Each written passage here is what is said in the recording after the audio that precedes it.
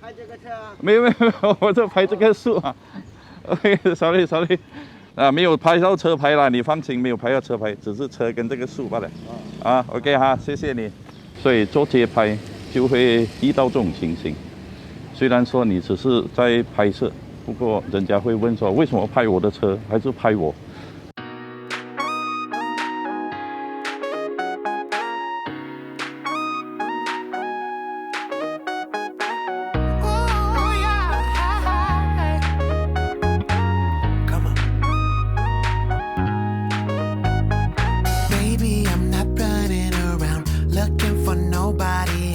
？I've got one thing on my mind. I already hear the bells.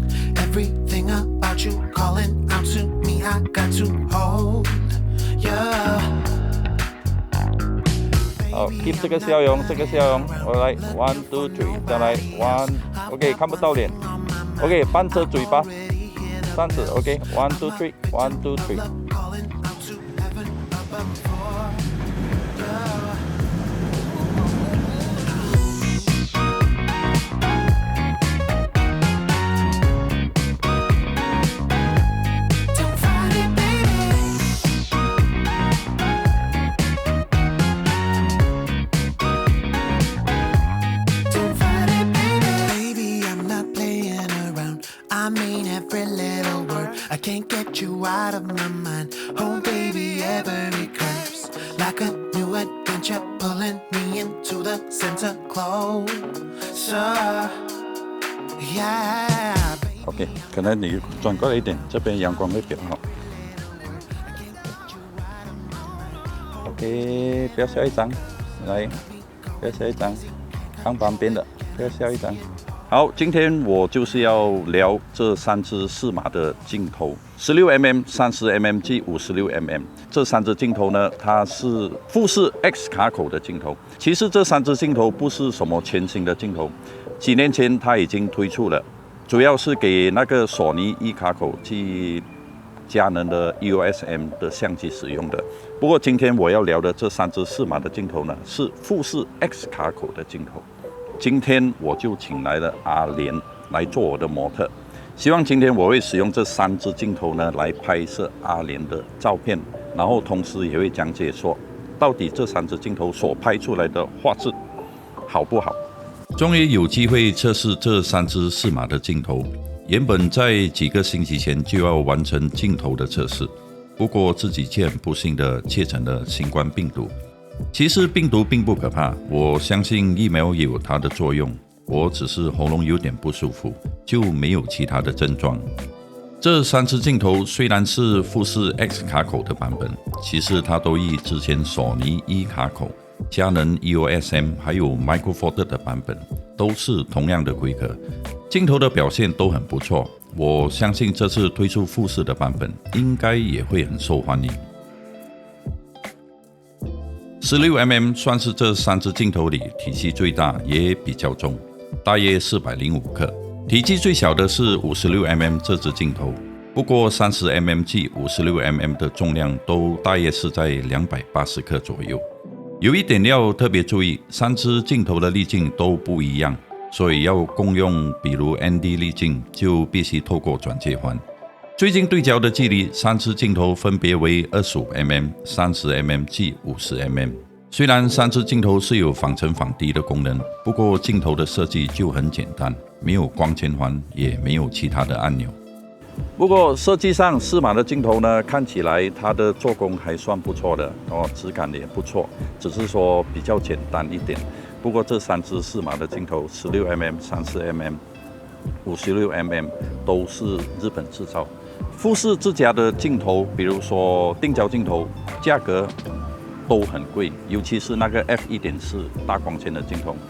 这3支4码的镜头呢，它的价格1000多块就可以买到一支镜头了。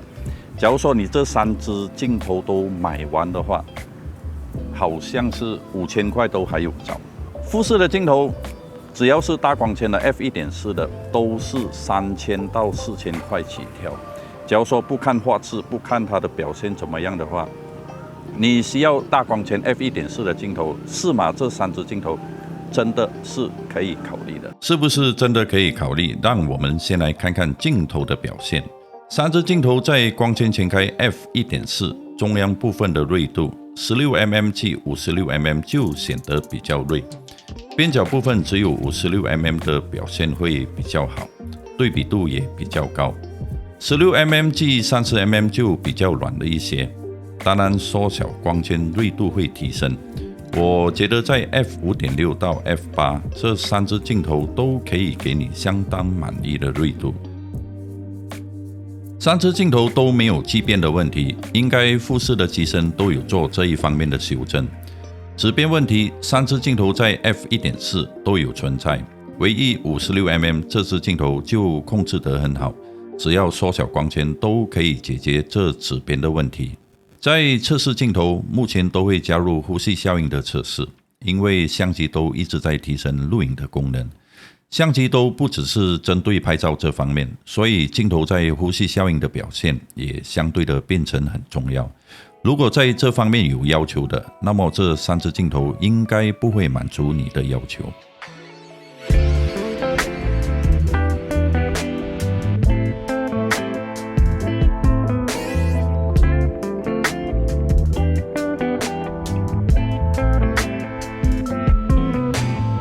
以目前来看，3支镜头我最喜欢的是 56mm 这支镜头，它配像 XT4 的机身，体积真的很小，平衡感都很好。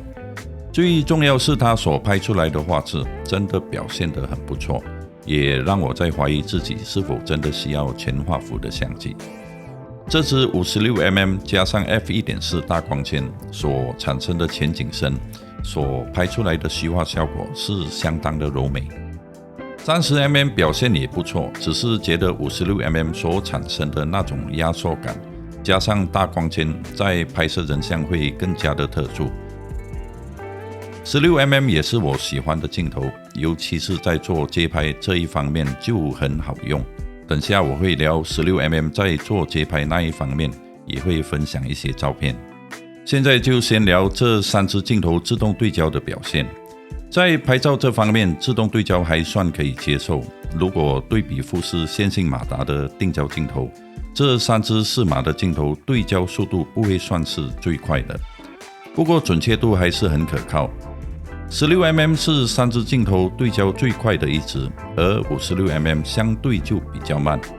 不过在拍摄视频，如果使用多重区域的自动对焦，加上脸部及眼睛自动对焦都启动，30mm 及 56mm 的自动对焦对比富士自家的线性马达镜头就很不稳定。不过 16mm 就稍微稳定一些，希望适马可以透过软体来修正这个问题。一路来，我使用富士的相机拍摄视频都不会选择多重区域的自动对焦，也不会启动脸部及眼睛对焦，我都是选择单一区域的自动对焦来拍摄视频，那么对焦就稳定许多。所以在使用适马这3支镜头拍摄视频就要注意这一点。我印象之中，索尼一卡口的版本没有类似的情况出现。其实这3支镜头的对焦速度还算不错，加上对焦马达也很安静。如果能够解决以上这个对焦问题，那么就很完美了。OK， 有人来了。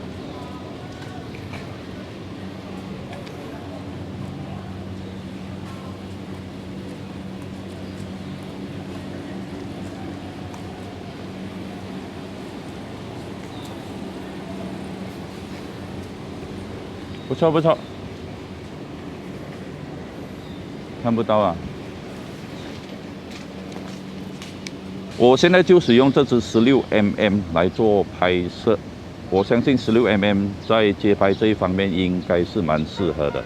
拍模特的部分我都使用 56mm 的镜头比较多，所以今天希望说 16mm 能够拍一些照片给大家看。16mm 换算成全画幅大约是 24mm 等效的焦段，虽然是术语广角镜头，不过也很适合街拍。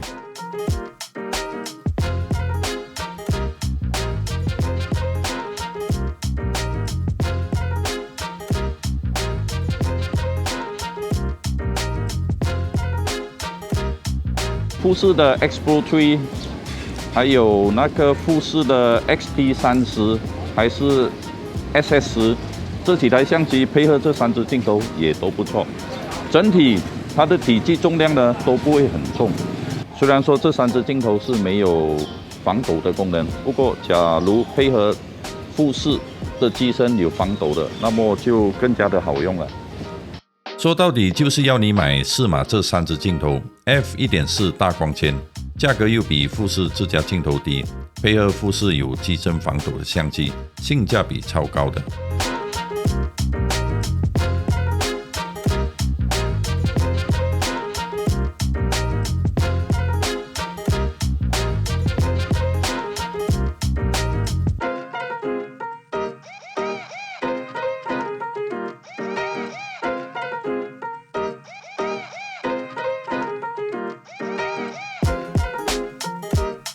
觉得这支16mm呢，加上大光圈 f1.4，很容易使用啊，在街上又够广哦，只是说要自己调整，要站得近一点还是远一点。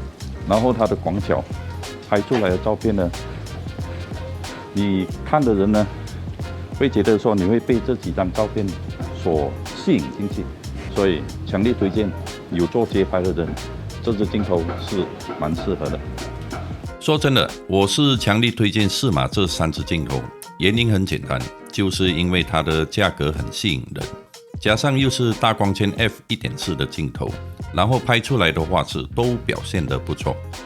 3支镜头的焦段等效从广角 24mm、45mm 到 85mm， 几乎都包括了常用的焦段，从街拍、风景照、人文摄影、人像都可以派上用场。对于富士相机的用户们多了一个镜头的选择。3支镜头在索尼 E 卡口的版本口碑都不错的，我相信富士 X 卡口的版本也会很受欢迎。要谢谢马来西亚适马提供这3支镜头做测试，也希望我的分享可以提供大家一些意见，如何去做选购。请大家多多支持我的色墨频道，也请大家订阅我的频道，给我一个赞。然后也欢迎大家留言分享。真的是喜欢上这支16mm，所以我也不要换其他镜头。那个30mm 跟56mm 都已经拍了阿联的照片给你们看了，所以今天纯粹只是使用16mm 就好了。今天这个视频就先到此为止。你已经中毒，让我帮你解解毒。我们下次再见。